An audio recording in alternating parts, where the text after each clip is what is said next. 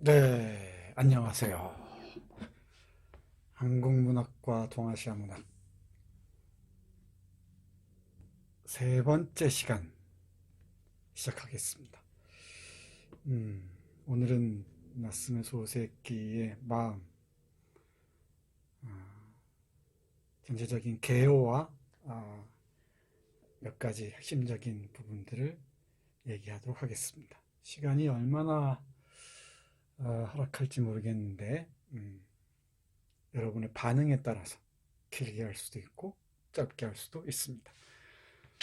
예, 수강시청 변경도 끝났죠. 끝나서 최종 출석부를 확인했는데 27명의 학생이에요. 적지 않습니다.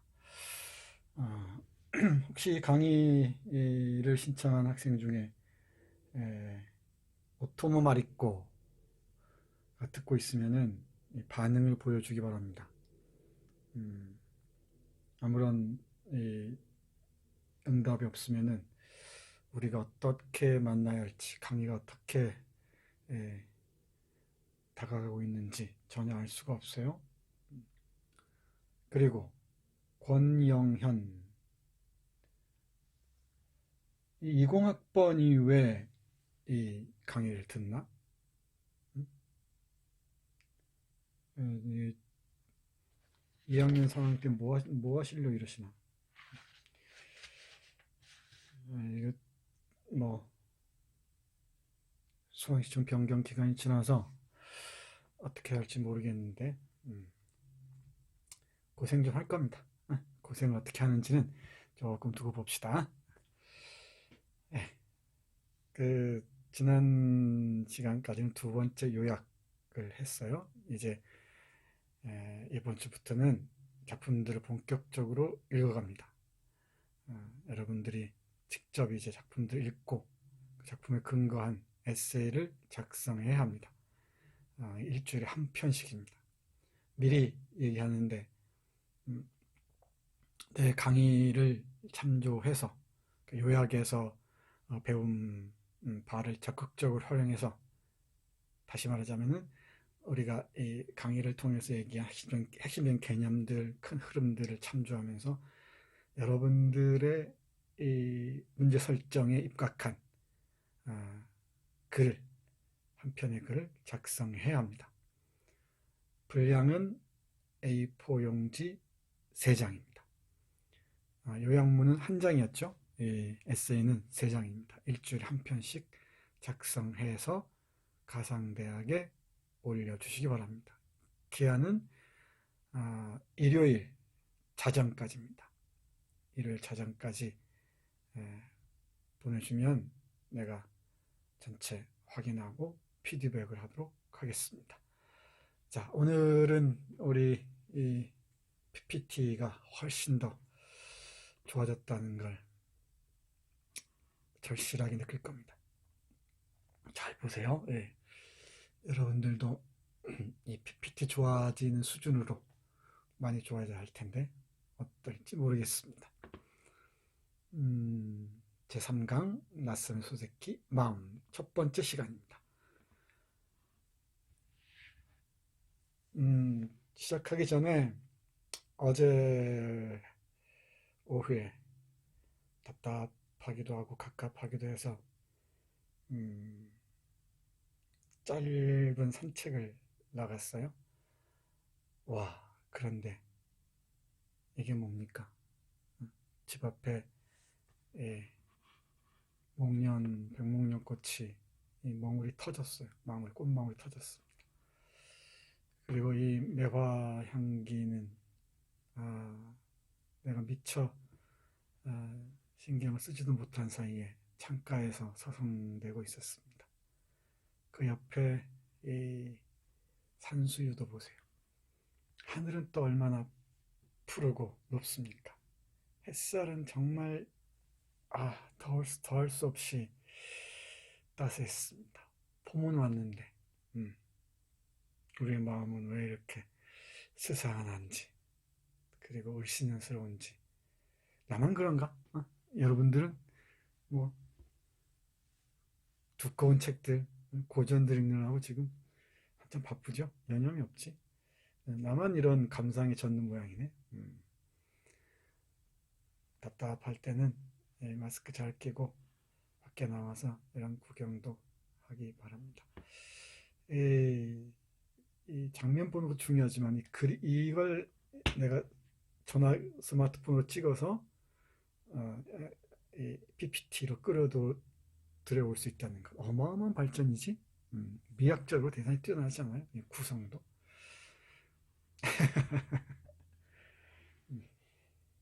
여러분도 한번 해보기 바랍니다.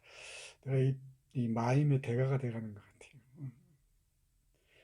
같아요. 호지 무화초 출래 불사춘. 들어봤죠?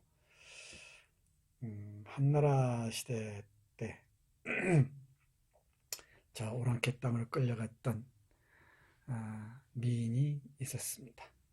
그 기가 막힌 미인. 그 이름이 갑자기 생각이 안 나요. 왕소군, 왕소군이 쓴 시의 일부분입니다. 호지 하면 오랑캐 땅이죠. 오랑캐 땅에는 그러니까 자신의 고향, 자신의 삶의 터전이 아닌 단 낯선 곳이겠죠. 낯선 곳에는 꽃과 풀 한 송이 피어나지 않고 꽃 한 송이 풀 한 폭이 찾아보기 어렵고, 그러다 보니 출래, 봄이 왔는데도 봄 같지가 않구나. 출래 불사춘. 여러분을 학교에서 보지 못하는 내 마음이 이렇지 않을까 싶습니다. 봄이 왔는데도 봄 같지가 않네요. 딴소리 하지 말고 진도 나가자고요. 참, 내 인생에 진도가 어딨나 이 사람들아. 이렇게 하다가 햇살 얘기하고 이 푸른 하늘 얘기하고 그 사이에서 떠도는 향기들 얘기 듣고 이러는 게 사는 거지 말이야. 봐요. 자, 이제 마음의 개요를 짧게 얘기하겠습니다. 이 전지표지 잘 보세요. 이 전지표지가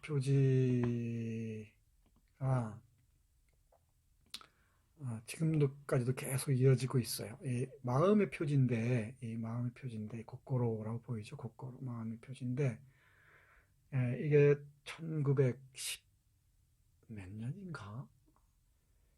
10년대 후반쯤에 이와나미 쇼텐, 이와나미 서점이라는 데서 전집이 나온 이후에 지금도 여러 차례 전집이 가능됐습니다. 증보하면서 가능이 됐어요. 나스메 소세키 마니아들은 전집이 나오는 족족 사서 보관하는 게, 소장하는 게 대단한 취미라고 얘기를 합니다. 내 방에도 이 두 질이 있어요. 30년대에 나온 전집하고 90년대에 나온 전집이 있습니다. 나중에 학교에서 만나거든 내 방에서 오면 구경시켜줄게. 어떻게 생겼는지. 마음 전집 표지입니다. 마음의 개요를 짧게 보면 이렇습니다. 1914년 아사히 신문의 연재입니다. 이 연재라는 말에 주목을 해야 돼요. 이 신문사들은 기본적으로 자본주의적 메커니즘에 의해서 움직일 수밖에 없지. 그러니까 신문사의 독자를 배가하기 위해서는, 독자를 늘리기 위해서는 이 신문에 재밌는 그 소재를 제공할 인재들이 필요했던 거예요. 그 중에 소설가가 아주 뛰어난 홍보 역할을 했던 거죠. 나스미 소세키가 그렇습니다. 소세키는 동경제국대학을 졸업하고 영국 유학까지 다녀와서 동경제국대학 교수까지 했는데, 그 자리를 팽개치고 1907년이죠. 1907년에 이 아사히 신문 전속 기자가 됩니다. 그러니까 아사히 신문의 전 자기가 쓴 모든 글을 식기로 하는 계약을 맺죠. 그 월급이 대단했습니다. 대학 교수보다 훨씬 월급이 많았고요, 당연히. 그리고 이 신문사 사장보다 월급이 많았다고 얘기를 해요. 자, 아무튼 1914년에 아사히 신문에 연재했습니다. 여담인데 2016년에 소세키 사후 100년, 소세키가 1916년에 죽었거든요.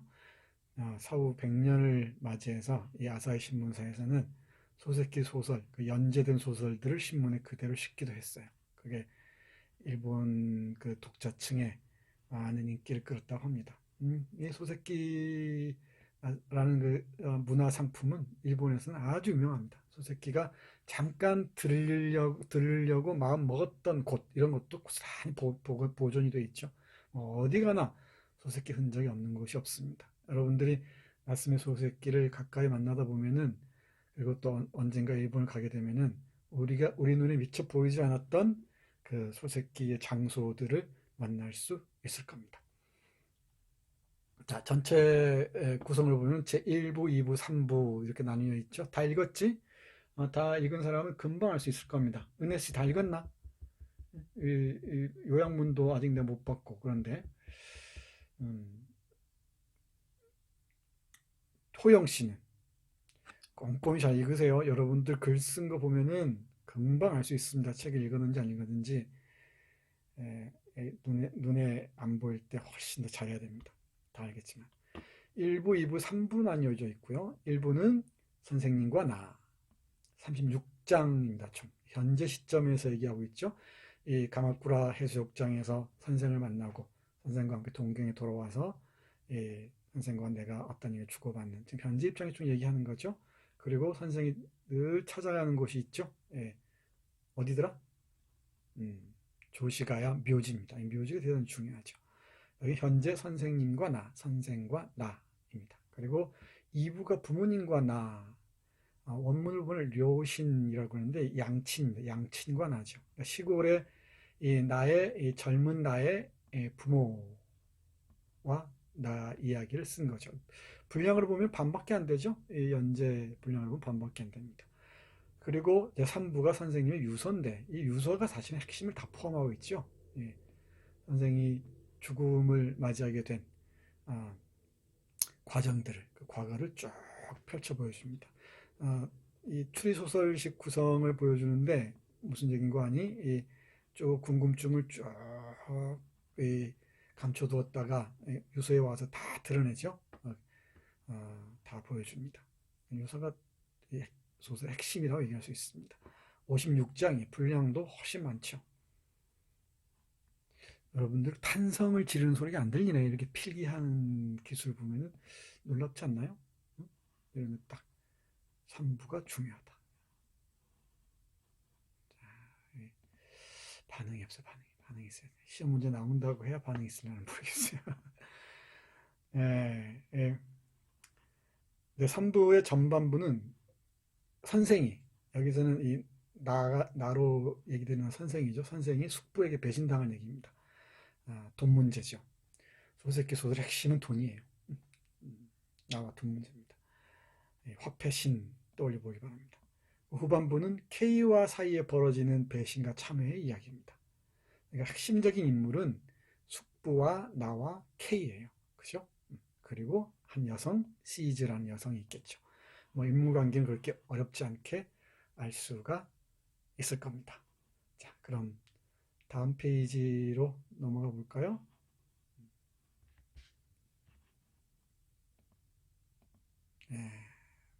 다음 페이지로 넘어왔습니다.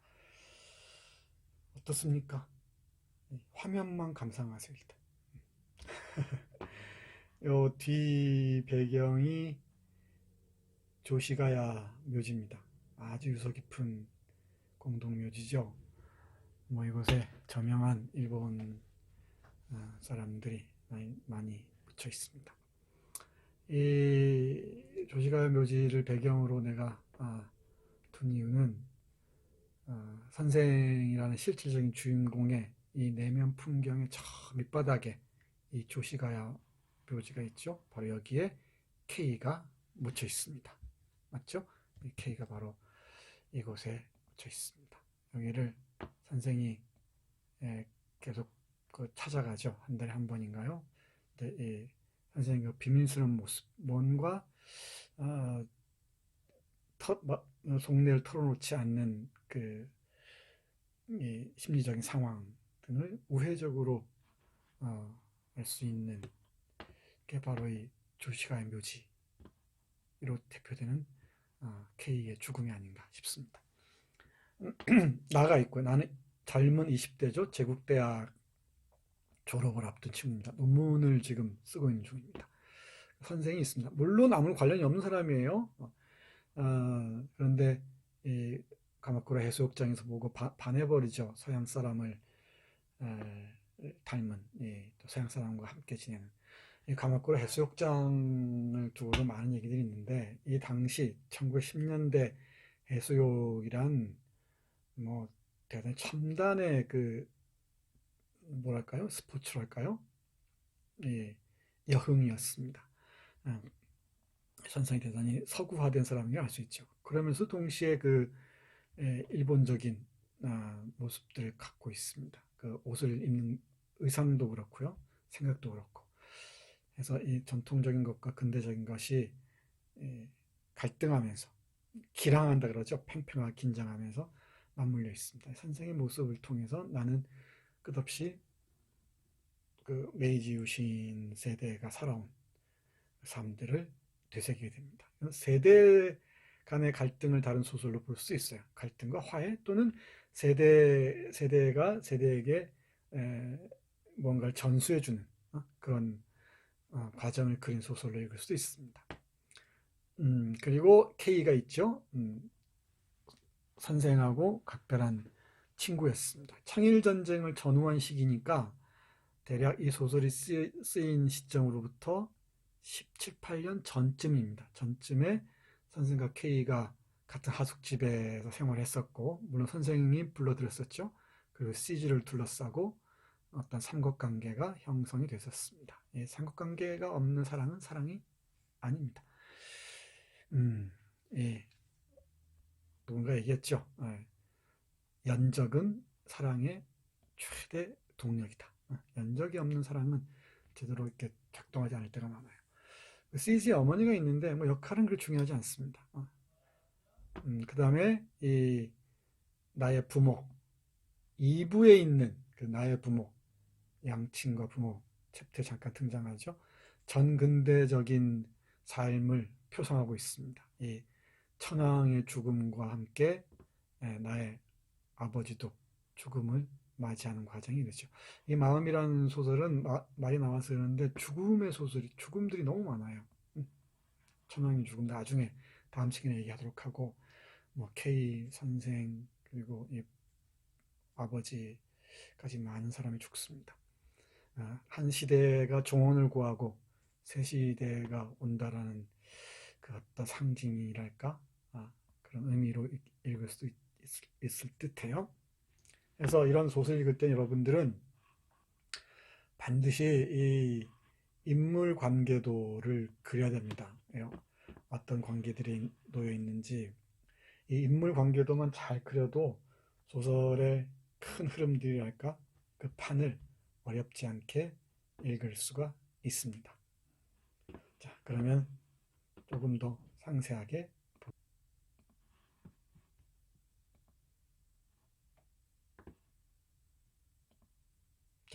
다음 페이지로 왔습니다. 줄거리입니다. 요약하고 줄거리는 달라요. 줄거리입니다. 대학 졸업을 앞둔 나는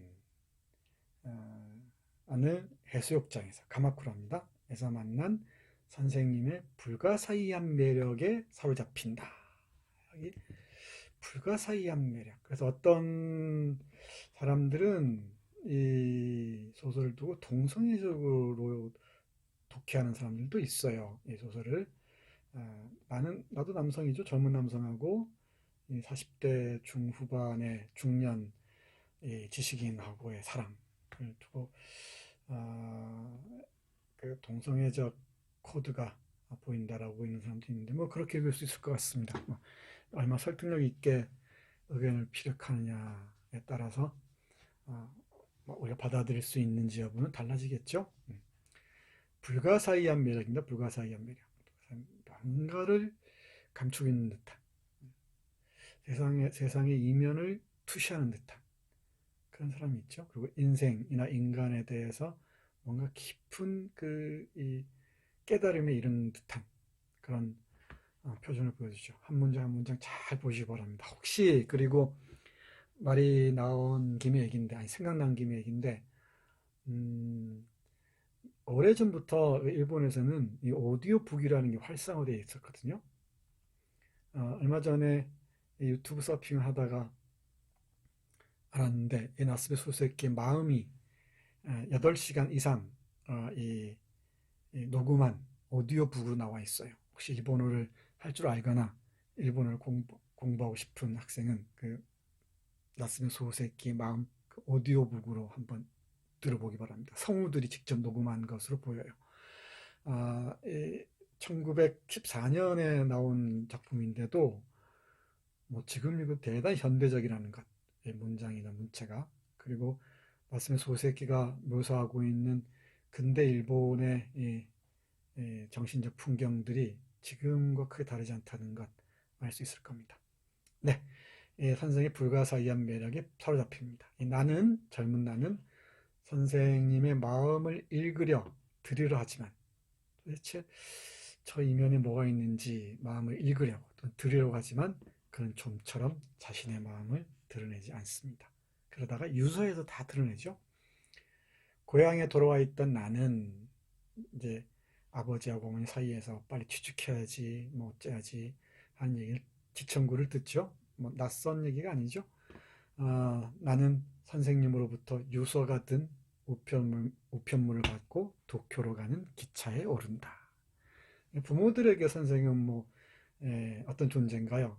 취직하는 데 도움이 될까 싶어서 좀 신경을 쓰는 그런 존재에 그치죠. 근데 젊은 나에게는 선생은 뭔가 시대의 비밀을, 또 인간의 비밀을 품고 있는 듯한 불가사의한 매력을 지닌 사람으로 다가옵니다. 이게 줄거리 답니다. 이 안에 이제 상세한 내용들은 여러분들이 끼워 넣으면서 전체적으로 한번 자신만의 줄거리를 만들고 그걸 바탕으로 해서 요약을 해낼 수 있어야 되죠. 책 꼼꼼히 읽고요. 그 디테일까지 꼼꼼히 읽으면서 전체적인 윤곽들도 잘 잡아가기 바랍니다. 자, 다음 페이지로 가볼까요? 네, 다음 페이지로 넘어왔습니다. 이 유서가 아주 대단히 중요한 부분을 차지하고 있다고 했죠. 이 유서의 주요 내용들을 짧게 보겠습니다. 긴 부분인데 전체 절반을 차지해요. 그죠? 제1부가 38장, 2부가 18장이니까 56장이죠. 그리고 바로 유서 3부가 56장입니다. 대단히 그 분량으로 봐도 중요한 부분이라는 것을 알 수가 있습니다. 유서의 내용을 보면은 선생은 숙부의 배신으로 인간을 불신하기에 이릅니다. 여기 배신 나오죠. 배신. 배신의 문제입니다. 배신으로 인간을 불신하기에 이릅니다. 이 배신의 계기가 뭐였다고요? 빨리빨리 대답 안 하지. 기범씨. 뭐였다고? 돈입니다. 돈. 아버지가 죽고 난 다음에 이 숙부에게 맡겼죠. 숙부는 근데 정략 결혼을 시키려고 하죠. 유산을 자기가 물려받기 위해서지. 여기에 나는 깊은 배신감을 느끼고서 인간을 신뢰하지 못하게 됩니다. 네. 근대가 많은 근대를 바라보는 이 시점이랄까요, 관점들이 있을 수 있는데 근대의 핵심은 뭐니 뭐니 해도 내가 여러 차례 강조합니다만은 여기다가 필기해 볼까요? 뭐니 뭐니 해도 화폐가 신인사입니다. 화폐가 신인사. 명심해야 돼요. 소세끼는 이 점을 계속해서 강조합니다. 소세끼 소설 곳곳에 이 화폐에 관한 얘기들이 있어요. 화폐 신에 관한 얘기들이. 특히 예를 들면은 어떤 소설이 있을까? 쿠사마쿠라라고 얘기하는데 한국에는 기리의 생이라고도 번역되어 있고요. 기리의 생 또는 한눈 팔기라고도 번역되어 있어요. 이게 또 다른 제목으로도 번역이 되어 있는데 이런 그 작품 보면은 화폐에 의해서 우리 관계들이 얼마나 처절하게 서로 고통받는 방향으로 향하고 있는가, 인간관계가 어떤 상황까지 이르는 걸 잘 보여줍니다. 가족이고 뭐고 이 화폐 관계로부터 자유로울 수가 없다는 거죠. 뭐 정확한 진단이죠. 정확한 진단입니다. 돈 때문입니다. 꼭 기억하시기 바랍니다. 네, 그런 점에서 우리 나스미 소세끼가 지난 시간에 봤듯이 일본에서 가장 많이 쓰이는 1000엔짜리의 표지 모델이라는 건 되게 아이러니하지. 돈에 대해서 상당히 예민했던 사람 같습니다. 선생님은 함께 하숙하던 친구 K. 근데 이 K를 하숙집으로 끌어들인 게 선생님이었어요. 그죠? 기억나죠? 배반하고 시지를 하는 하숙집 딸을 아내로 맞이합니다. 이것도 배반이죠?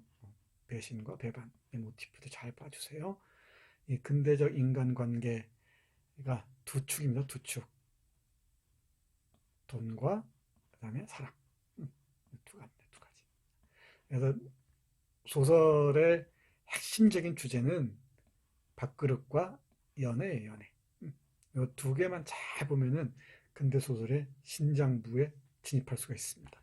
인간의 욕망과 심리적 욕망과 아주 강하게 관련되어 있고요. 이건 물질적 욕망과 강하게 관련되어 있죠. 이걸 어떻게 바라볼 것인가가 근대의 핵심적인 과제, 핵심적인 과제가 아니었나 생각을 해요. 친구 K가 자살하자 여러 가지 이유가 있죠. 잘 봐야 됩니다.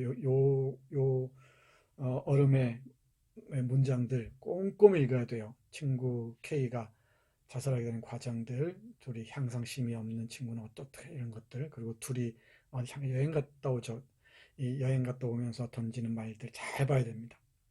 아주 묘한 심리적인 변화들 느낄 수가 있어요. 죄책감에 사로잡혀 괴로워하던 선생님은 스스로 죽음을 선택하기로 한다. 이렇게 끝났습니다. 간단하죠? 이것도 여러분 나름대로 줄거리를 풍성하게 채워서 여러분의 문장으로 요약하고 그 사이에 여러분들이 헤엄치면서 글을 써내려가야 됩니다. 텍스트와 내가 만나면서 글을 써내려가야죠. 그런데 한 가지 여기에서 의문을 제기할 수가 있어요. 소설계 연구자들이 많이 얘기를 하는데 그러면 시즈는 도대체 뭔가 시즈는? 이 시즈가 한자로 쓰면은 잠깐만요. 한자로 쓰면 시즈를 이렇게 써요.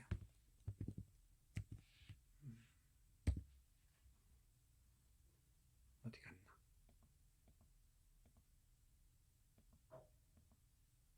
여기 고요할 정자. 시즈꼬 이런 시즈꼬 이 시즈인데 고요할 정자인데 그 이름의 그 캐릭터의 성격이 이 성격 그 캐릭터의 모습이 들어가 있는 경우가 많이 있죠. 조용한 여성처럼 보여요. 선생하고 결혼하고 나서도. 그러면 그 관련해서 그럼 시즈는 말이야. 시즈코라는 사람은 그렇다면은 남자들 사이에서 인형처럼 완전히 존재가 아니냐. 그래서 여성주의적 관점 또는 페미니즘적 관점으로 보면은 대단히 비판적으로 읽을 수가 있죠. 무슨 남자들 사이에서 놀이개처럼 그려지고 있는 게 아니냐. 물론 그렇게 볼 수도 있습니다. 이 관점을 달리 보면은 전혀 이 텍스트가 다르게 읽힐 수 있죠. 대단히 남성 중심적인 이 서사가 서사로 지속되고 있다는 것 어렵지 않게 알 수가 있습니다. 이런 지점들도 여러분들이 하나의 캐치해서 문제점을 파악해서 글을 써내려가는 것도 괜찮겠죠. 메시지에 주목하기 바랍니다. 자, 그럼 또 잠깐 쉬었다가 다음 얘기 이어갈까요?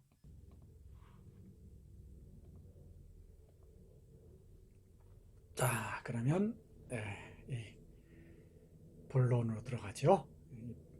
하나하나 살펴보겠습니다. 야, PPT 잘 만든다 정말. 내가 봐도 참 대단하다. PPT가 뭔지도 몰랐었는데 여러분 덕분에, 아니 코로나19 덕분인가? 이 전체 구도를 보세요. 디자인 구도를. 내가 이 포맷을 취한 이유는 여기 있죠. 여기 요 마룻바닥처럼 생긴, 이건 내 사진이 왔다 갔다 하는 곳이에요. 그러니까 왔다 갔다 하면서 여러분들 다 지켜보는 거예요. 이렇게 누가 떠드는지, 누가 물론 이렇게 갈 수도 있지만은 여기서 이렇게 왔다 갔다 하면서 얘기를 할까. 물론 이렇게 갈 수도 있고. 그렇지? 훌륭하죠? 제정신. 그리고 이 그림을 어떤 컨셉이 좋을까 고민하다가 마음을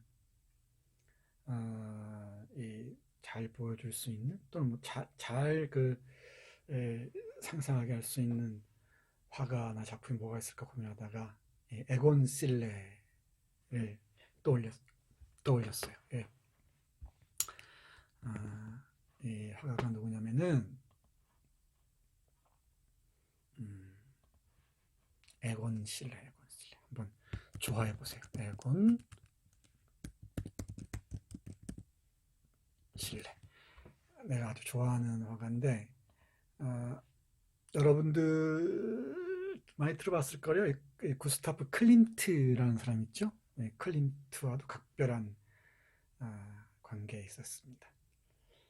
얼마 전에 본 영화에서 클림트라는 작품이 있었는데 에곤 실레의 그림자가 보입니다. 에곤 실레 자화상을 많이 그렸는데 이 자화상이 어쩌면 뭐랄까 나스미 소세키의 마음에 등장하는 선생의 모습을 상상하게 하는 지점이 있지 않을까 생각을 했어요. 물론 젊은 시절 얘기죠.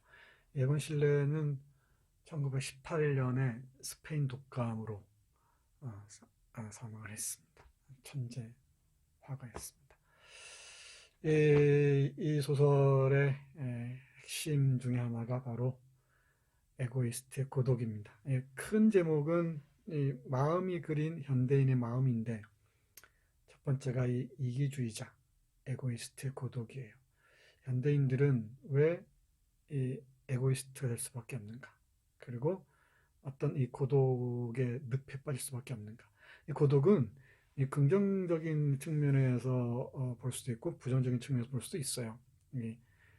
사물화되면서 소외되면서 자기 안에 갇혀버리는 그런 고독이 있는가 하면은, 또 어떤 사유와 성찰의 시간을 확보한다는 점에서 적극적인 고독도 있죠. 이 니체를 나스미 소세키가 각별히 좋아했는데 그 얘기는 뒤에 생각이 나면 다시 덧붙이기를 하겠습니다. 여기서 이 고독은 조금은 부정적으로 쓰이는 것 같습니다. 이렇게 얘기를 해요. 이 소설의 판본은 나는 이걸로 얘기를 하는데 여러분들은 뭐 어떤 걸 봐도 좋습니다. 나는 여러 개의 판본이 있습니다만은 이게 가까이 있어서 이걸로 잡았어요. 여기 봐봐요. 나는 내 자신도 믿지 않는다네. 내 자신도 믿지 않는다네. 절망적이죠. 자기 자신도 믿지 않으니 다른 사람을 믿지 못하는 것은 당연하지 않겠나. 자기 불신은 곧 타인 불신으로 나아갈 수밖에 없는 거지. 그러다 보니까 스스로를 비난하는 것 외에 다른 길이 없지. 현대인의 삶, 근대적인 인간의 관계는 바로 상호 불신을 전제로 한다라는 인식처럼 보이죠. 왜 연대와 협력을 강조하는데 이 자본주의를 토대로 하는 이 근대 국가는 끊임없이 공동체를 강조하는 것처럼 보이지만 이 안에 상호 불신을 전제로 합니다. 왜? 이 안에 경쟁이라는 게 원리로서 놓여 있거든. 그러니까 상생하는 경쟁의 논리가 아니고 서로를 죽이는 경쟁에서 살아남은 자만이 존재할 수 있다라는 무지막지한 임무가 주어진 거예요. 나중에 경쟁의 문제는 다시 한번 집중적으로 얘기를 해야 됩니다. 이 말씀 소식뿐만 아니고 한국 문학에서도 그렇고 중국 문학에서도 그렇고 이 경쟁을 어떻게 내면화하는지 말 나온 김에 짧게만 얘기할까요? 1853년인가요? 이게 맞을 거예요 아마.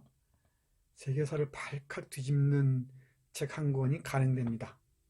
이게 뭔 권이 찰스 다윈의 종의 기원이에요. 이 종의 기원이 정말 세계 사상계를 발칵 뒤집어 놨습니다. 생물학에서의 이 진화를 역설한 것이었죠. 대표적인 게 적자 생존, 가장 잘 적응하는 것이 살아납니다. The fittest, 가장 잘 적응하는 것이 survive 한다는 것이었죠. The fittest, F-I-T-T-I-S-T, The fittest.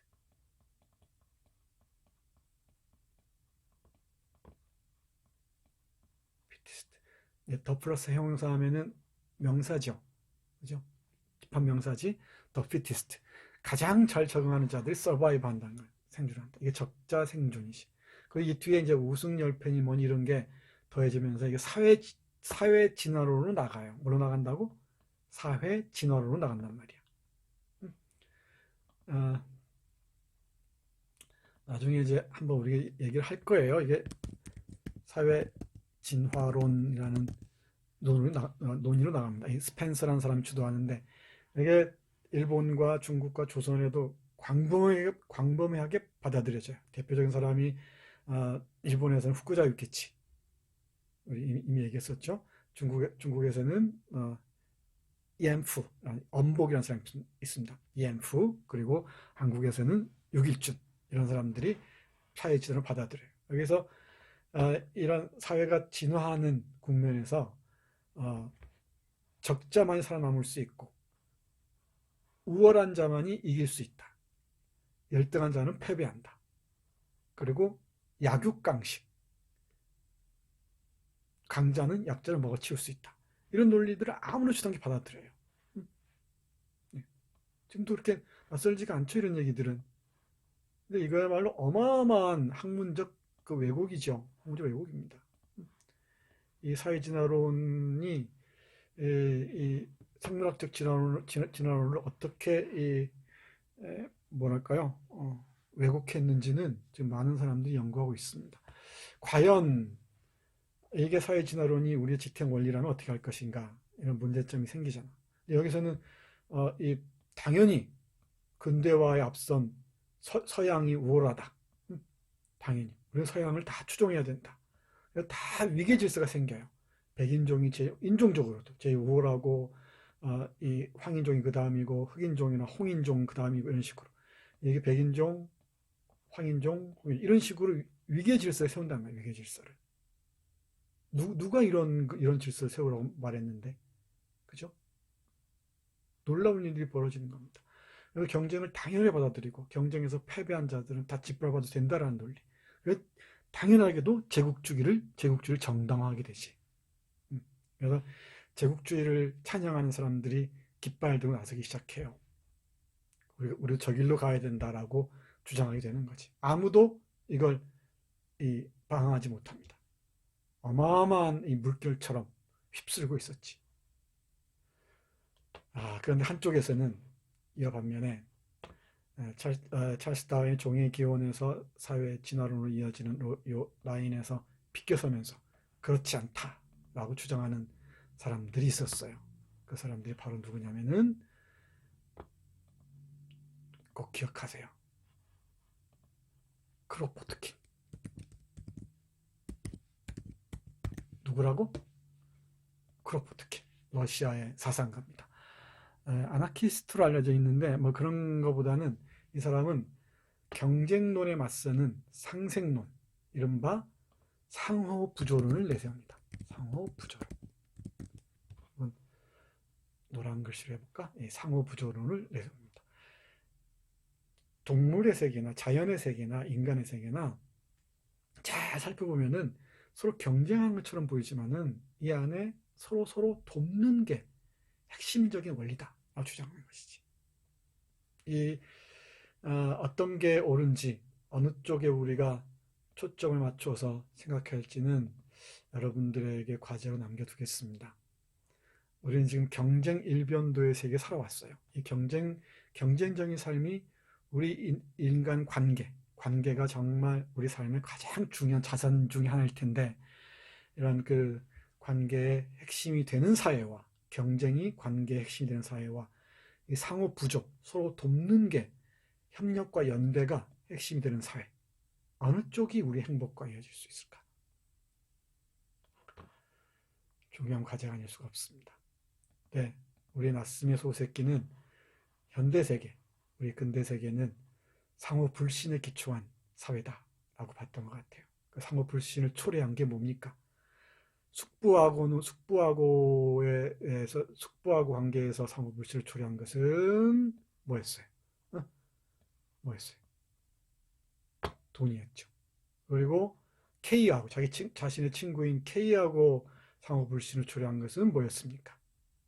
그렇죠. 사랑이었습니다. 연애였습니다. 소유로서 연애를 사유하느냐, 소유로서 연애를 생각할 것이냐, 이런 문제는 대단히 어려운데 나중에 여러분들이 조금 생각이 깊어지면 얘기하도록 하겠습니다.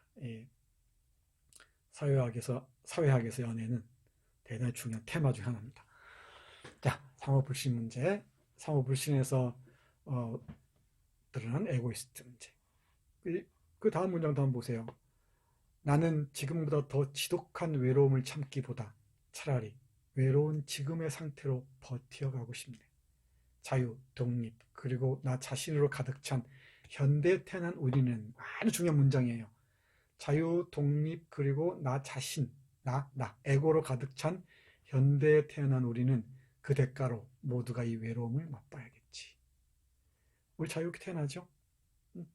또 그렇게 주장하지. 근데 우리 그런 거 많이 배웠죠. 획득 신분과 귀속 신분, 이거 배웠죠? 또 안 배웠다 그러려고 그러지. 기억 안 나면 안 배웠다 그래. 신분을 얘기할 때 이렇게 두 가지로 얘기하잖아요. 귀속 신분, 태어날 때부터 정해진 신분입니다. 전통적 사회에서는 다 이게 귀속 신분이죠. 그 다음에 근데 요즘은 근대 일어서는 획득 신분입니다.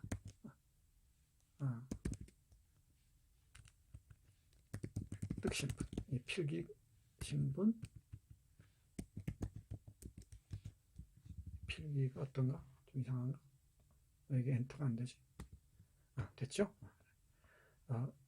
전근대 사회 귀속 신분, 귀족이나 왕, 뭐 평민, 뭐 농민, 상인, 뭐 이런 쪽 신분을 이어갔죠. 태어나면서부터 신분이 정해집니다. 근데 근대 사회에는 자신이 획득해가는 거죠.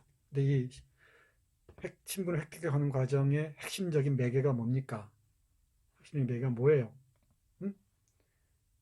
우리 사회학과 윤정원, 정원 씨, 뭡니까 핵심적인 매개가? 화폐일 수밖에 없죠. 화폐를 어떻게 획득하냐에 따라, 얼마나 획득하냐에 따라서 신분이 달라지지. 근데 자유롭죠. 자유롭기로 얘기하면야, 거지들이 제일 자유롭지 뭐. 홈리스들만큼 자유로운 사람은 어디 있나? 아무 데나 가 자고, 어디에도 얽매이지 않고. 근데 그 내면의 그 깊은 공포와 두려움들을 어찌할 것인가? 한번 상상해 보세요. 여러분 자유롭죠? 그리고 늘 독립적이라고 얘기하죠? 독립적이라고 얘기하지? 어떤가? 여러분 대단히 독립적이라고 얘기하지 않나요? 독립적이죠? 근데 무엇으로부터 독립적인가? 그리고 다 나를 위해서, 나라고 생각하죠? 좋아요. 근데 뭐 독자적인 나, 고유한 나 좋습니다. 근데 연계의 고리가 끊어져 버릴 때 자유, 독립, 나라는 에고라는 게 무슨 의미가 있겠는가? 이 질문이겠지. 마음은 정말 여러 가지 이 방향에서 읽어낼 수가 있을 것 같습니다. 이 부분 중요한 문장입니다. 꼼꼼히 딱 메모했다 읽어보기 바랍니다.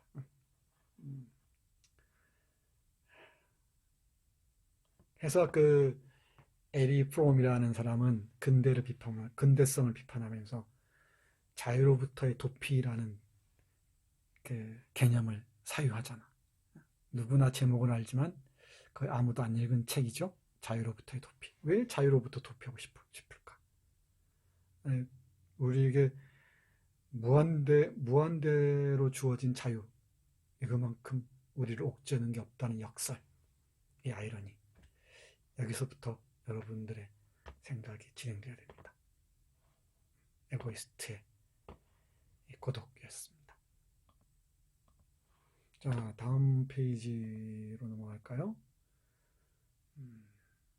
나는 자연의 소리를 막는 시커먼 인간입니다. 아, 그림 잘 골랐죠? 이 그림이 다자요사무 책의 표지로 쓰인 게 있는데, 맞지? 그 민음사 전집의 다자요사무 인간 실격이 있는데, 그 표지가 에곤 실레 그림이 앞쪽의 그림입니다. 나스미 소세키는 자연의 소리라는 말을 대단히 중시합니다. 내면에서 울리는 양심의 소리 이런 거예요. 이 자연의 소리든 양심의 소리든 이 양심의 소리에 우리는 속에서 양심의 소리로부터 점점 멀어지는 게 현대인의 비극이 아닌가 이렇게 얘기합니다. 이 자연의 소리로부터 점점 멀어지는 시커먼 인간, 이걸 막는 시커먼 인간이 뭔가가 있습니다. 뭔가 남을 짓밟고 올라서야만이 직성이 풀리는 그런 인간들이 넘치는 사회에서 얼마나 우리는 고독한 영혼을 부둥켜 안고 살아야 하는가, 또 얼마나 뭐랄까 자기 환멸 속에서 헤어나지 못하는 삶을 살아야 하는가. 그러니까 뒤에서 얘기하겠지만은 이 마음은 정말 현대인들의 그 전쟁터와 같은 감옥과도 같은 마음 상태를 그리고 있는 거예요. 그래서 제목이 마음이에요.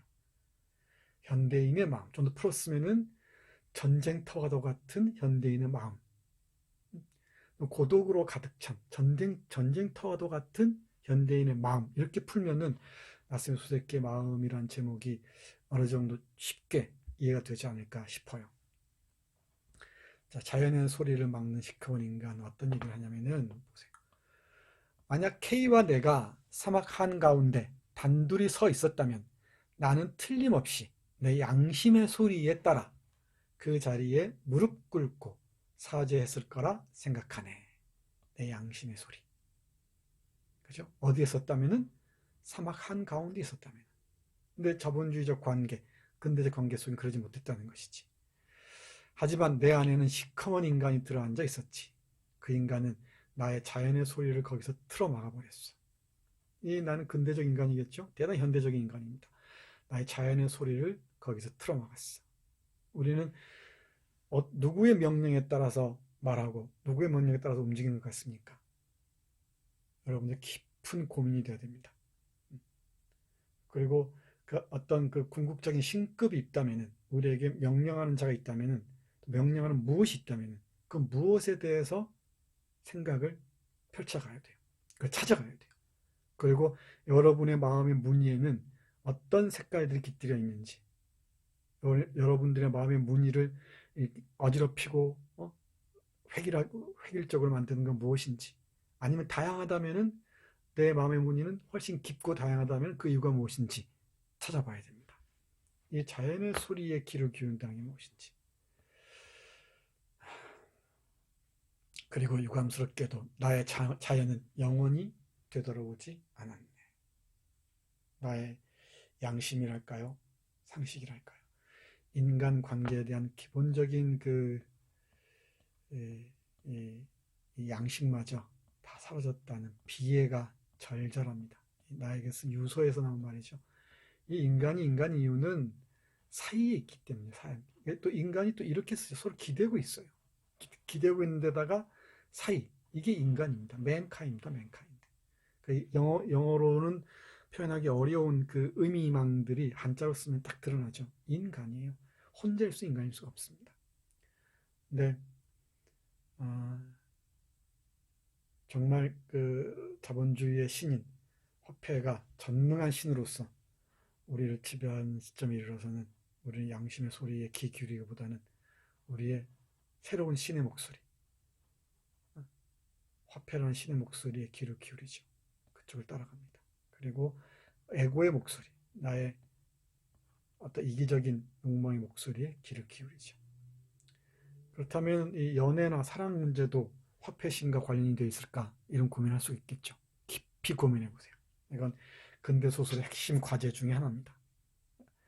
나중에 프랑스 소설 얘기할 기회가 있을 텐데 그때 스탕달의 적과 흑이나 이 플로베르의 마담 보바리를 얘기할 기회가 있을 거예요. 그때 보기로 하겠습니다. 자, 그러면 또 다음 페이지로 넘어가 볼까요?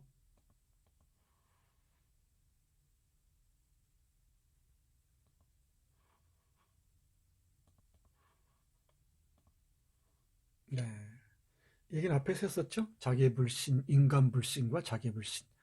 이 출발점은 계속 강조하지만, 계속 강조하지만, 이 아버지의 유산과 작은 아버지 배신, 이 핵심이에요, 핵심. 지금 돈의 문제가 놓여있다는 놓치면 안 됩니다. 이건, 나스미 소세키 소설 전반을 관통하고 있어요. 이 부분이. 그리고 인간에 대한 신뢰 상실. 그래서 이 자신의 숙부를 그렇게 증오하고 싫어했는데 정작 자신이 숙부의 모습으로 바뀌어 있는 거지. 어쩔 것인가. 여기에서 우리 선생은 이렇게 말합니다. 보세요. 나는 고향을 떠나올 때 이미 염세적인 인간으로 변해 있었지. 우리 재영씨 에세이 보니까 이 얘기를 벌써 얘기했던데 다른 학생들도 두 번째 요약 에세이, 요약문 형식으로 쓴 그 에세이 있죠? 그 중에 윤재영 학생, 재영씨 에세이 한번 참조해 보기 바랍니다. 왜 현대인들은 이 염세적일 수밖에 없는지. 염세적이다 그러면 페시미스틱하다 이러죠? 페시미스틱하다. 대단히 뭐랄까요? 염증을 낼 수밖에 없어, 세상에. 뭔가 막 풍족하고 풍요로운 게 없죠. 공동의 삶이 딱 무너진 상태에서 다 혼자 있다는 뭐랄까요? 고통들. 이걸 잘잘 깨달았던 것 같습니다. 나스미 소세키 소설 중에 좋은 작품들이 많이 있는데, 우리 재영씨 에세이에서 카라타니 고진이라는 일본의 아주 유명한 이 비평가를 언급하던데, 누구냐면은 왜 이러나 일로 들어야 되는데, 이 가라타니 고진이라는 그 비평가가 있어요. 비평가가 있는데 이렇게 씁니다. 가라타니 고진인데 한자로 쓰면 어려울려나? 병곡행인입니다. 병곡행인. 병자가 좀 있자고요. 곡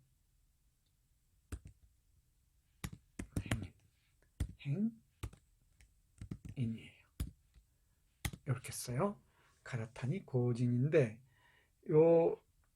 여기 있는 이 고진 있죠, 고진. 연필해야 됩니다. 연필, 가는 연필해야 돼요.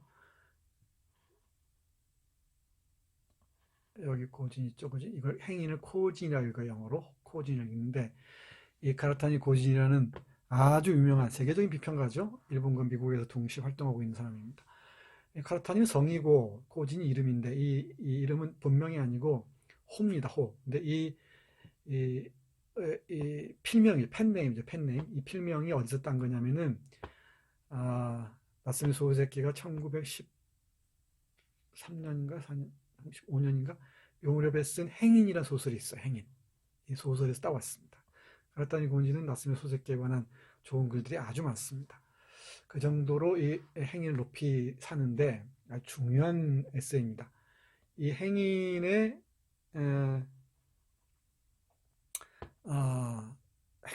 줄거리가 뭐냐면은 형제가 있어요. 형제가 이치로하고 지로라는 형제가 있는데 이 형제가 이, 이 형이 자기 아내 그러니까 이 동생이 형수죠. 형수를 질투합니다. 질투의 이유가 뭐냐면은 자기 남동생이 자기 동생이 형수를 사랑하지 않나 해서 그 시험하는 얘기가 있어요. 멀리 보내서 함께 머물고 오라고 시험하는. 이 정도로 그 아주 깊이 있게 회의를 합니다. 그러면서 이 가르타니 고진의 행인에 보면은 저 뒤에 니체의 격언이 실려 있어요. 아인잠카이트, 고독이죠, 고독. 아인잠카이트, 고독은 나의 고향이다. 하이마트라고 그러죠. 하이마트. 이런 유명한 얘기가 있습니다. 너 고독이여, 너는 나의 고향이로다. 절망적인 외침일 수도 있습니다. 여러 가지를 읽을 수가 있겠지만은 그런 사람들은 이 고독, 염세적인 세계관에서 빠져나올 수가 없겠죠. 이렇게 말하면 마음만 딸랑 읽을 게 아니고 당장 이 서점이나 도서관 가서 이 행인을 찾아서 읽는가, 정말 그런가 안 그런가. 얼마나 절절하게 현대인의 고독을 보여주는지 잘 보란 말이에요. 응? 알았지? 당연히 그래야지. 염세적인 인간으로 변해 있었지. 인간이란 믿을 게 못 된다는 관념이 그때 이미 뼛속 깊이 사무쳤던 개야. 인간이란 믿을 게 못 된다는 관념. 이게 마음의 전쟁터가 시작된 거죠. 이 마음의 전쟁을 촉발한 게 무엇인지도 잘 보고요. 그 인간 관계에서의 고독, 염세적인 태도, 그리고 자기 불신과 인간 불신, 이게 자기 삶을 얼마나 피폐하게 했는지, 어떤 지성으로도 돌파할 수 없는 이 폐허가 되어버린 자신의 마음, 현대인의 마음의 상태가 어떤지 잘 읽어보기 바랍니다. 나는 계속 봐요. 내가 증오하는 작은아버지나 숙부죠. 작은어머니, 그 외 다른 친척들을 모두 인류의 대리인쯤으로 생각하게 됐네. 모든 인간이 다 그렇다는 얘기지. 자신의 이해관계에서 못 벗어나고 다 돈 문제라면은 뭐 작은아버지고 작은어머니고 없다는 거죠. 어떻게 해서든 마음에 들지 않는 정략 결혼을 시키려고 하고 말이죠. 이러니 어디 인간에 대한 신뢰를 쌓을 수가 있었겠습니까? 이런 인간에 대한 전면적인 불신, 이 불신이 선생 나의 마음을 참담하게 했다고 나스미 소세키는 마음에서 얘기를 합니다. 이제 시작이에요. 이제 시작인데 수요일날 좀 더 이제 핵심으로 나아갑니다. 뭐 그렇다고 앞에서 얘기한 게 핵심이 아니라는 뜻은 아닙니다. 한번 혹시 책을 다 못 읽은 학생들은 꼼꼼하게 읽고 이번 한 주일 동안 이 마음이라는 그 작품을 화두로 해서 여러분들의 마음은 어떤지 2020년 코로나19가 휩쓸고 있는 지금 상황에서 여러분들의 마음의 풍경은 어떤지 글로 한번 그려보기 바랍니다. 계속 강조하지만은 나스미 소세키라는 걸출한 작가의 작품을 1910년대의 관점에서 읽을 수 있어야 돼요. 물론. 근데 내가 보기엔 더 중요한 건 지금의 관점에서 다시 읽어야 됩니다. 다시 읽고 그 의미를 여러분들이 다시 생성해내야 돼요. 그때 여러분들은 발화자의 위치를 확보할 수가 있고 어떤 누구보다 다른 관점에서 나스미 소세키의 마음을 읽을 수가 있을 겁니다. 무엇보다 자신감 갖고 당당하게 써야 됩니다. 이 문장부터 시작해서 어휘 선택, 문장, 단락, 글 한 편의 구성 많이 모자란 부분이 있을 거예요. 그러니까 주저하지 말고 그런까지 보여줘야 됩니다. 또 하나 다른 학생들 글 꼼꼼하게 잘 읽기 바랍니다. 늘 강조하는 건데, 나보다 여러분들의 동료가 훨씬 더 훌륭한 스승일 수가 있어요. 그리고 잘 쓴 사람은 잘 쓴 사람대로, 좀 아니다 싶으면 아니다 싶은 대로 배울 게 있습니다. 배울 것들을 여러분들이 하나씩 하나 잘 찾아가면서, 예, 그 과정들을 또 글로 표현해 보기 바랍니다. 에곤 실레의 그림도 함께 쭉 감상해 보시고요. 예, 우리들의 마음의 풍경이 어떤지도 함께 생각해 봤으면 좋겠습니다. 자, 나스의 소새끼의 마음 첫 번째 시간 마무리하겠습니다. 고생했습니다. 그리고 흔적 좀 남겨요. 댓글로 흔적 남겨서 좀 더 우리 강의가 훨씬 더 좋아질 수 있도록. 알았지? 이게 여러분하고 나하고 경쟁할 이유가 없잖아. 상호 부조해야지. 서로 이렇게 상생해 나가면서 더 좋은, 예, 강의를 만들어 나갈 수 있게 도와주시기 바랍니다. 건강 조심하고, 그러면 다음 시간에 또 만나겠습니다. 고맙습니다.